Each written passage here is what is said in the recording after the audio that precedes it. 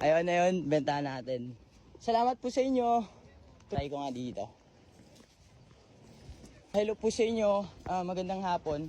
Bali pinapatawag po kasi kayo nun and kilala po kayo. Inaalok po kayo na kung gusto nyo daw po bumili ng ice candy for only 10 pesos lang po. Okay lang ba naka-video? Kasi pinapabidyo nila eh. Parang gusto nila makita yung point of view na pupuntaan ko kayo, ganun. Kaya upo na nga lang ako. Kaya pa ako nga kuya.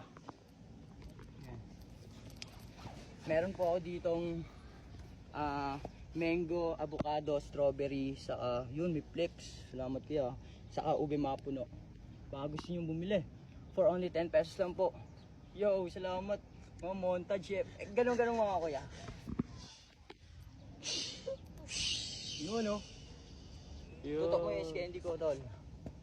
Salamat tol ha, salamat tol. Baka gusto nyo bumili tol.